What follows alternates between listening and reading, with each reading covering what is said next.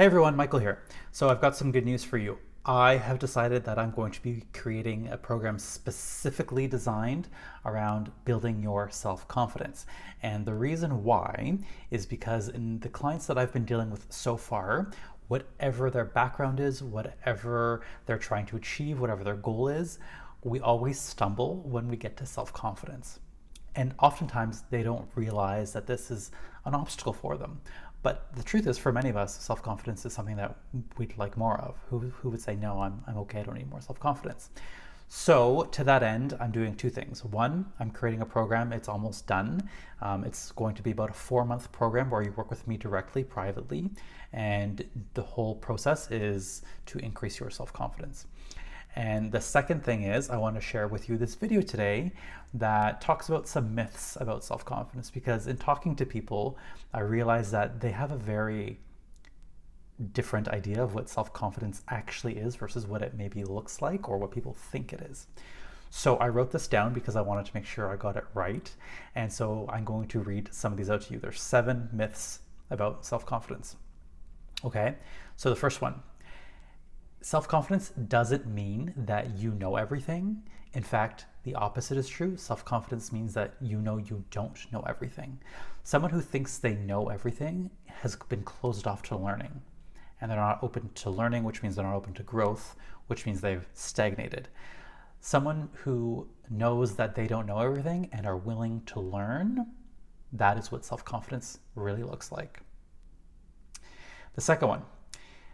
Self-confidence doesn't mean that you can handle any challenge with ease. But self-confidence does mean that you are willing to face challenges and adversity and learn and grow from them. So sometimes we see only the end result of what self-confident people have. So let's say they have a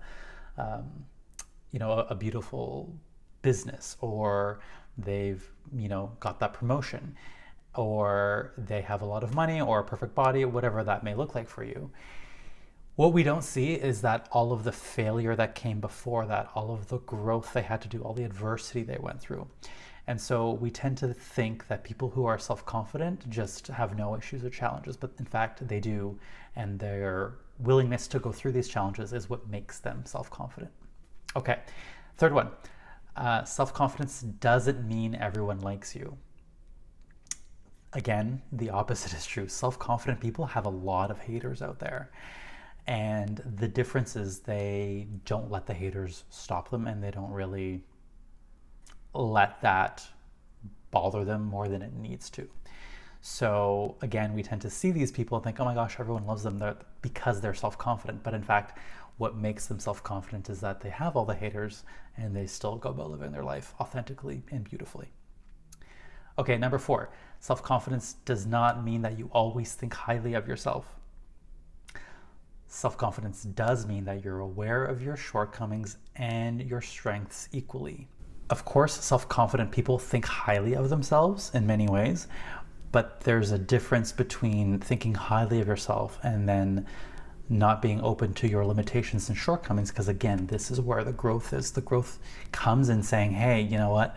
I'm not so great in this area of my life. I really want to focus on that. And so the great thing with what I do as a coach is I get to work with these people who actually are self-confident because they can raise their hand and say, hey, Michael, I'd like to achieve this goal and I need some help with whatever that is. To me, that's self-confidence, not someone who's like, oh, I don't need any help. I know all the answers. Okay.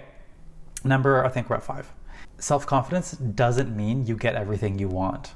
This is a very big one. Self-confidence does mean that you're willing to handle rejection and failure with grace. Again, we always see the end result, right? So we think, oh, this person gets everything they want because of their self-confidence.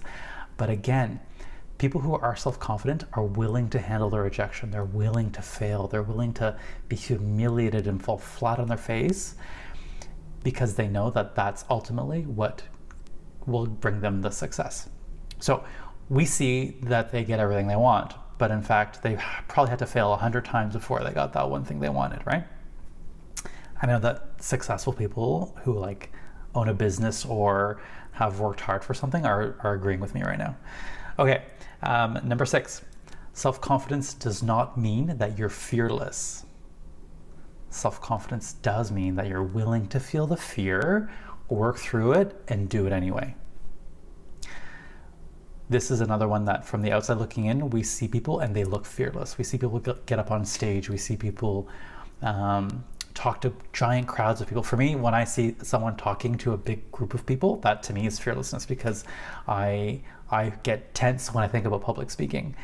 But the reality is they feel that fear and they do it anyway. And they just don't let it stop them.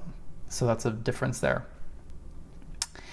And the last one, self-confidence does not mean you don't care what people think. Self-confidence does mean that you're willing to let them be wrong about you. Now, there's a subtle difference here. Not caring what people think is kind of just brushing off other people's opinions. And that's definitely something that's good if you have a lot of haters like internet trolls and people that don't really matter to your life. But there's a difference with people who do matter, and loved ones, family members, friends, people who you want on your side. It's different to say that they don't give a shit what they think versus saying, you know what, I love you, you're important to me, and I'm willing to let you be wrong about me. Very subtle shift there, very subtle, but that's where the self-confidence comes from. It's saying, I do care what you think, mom, dad, but you know what? I'm willing to let you be wrong, and I'm willing to do this thing anyway.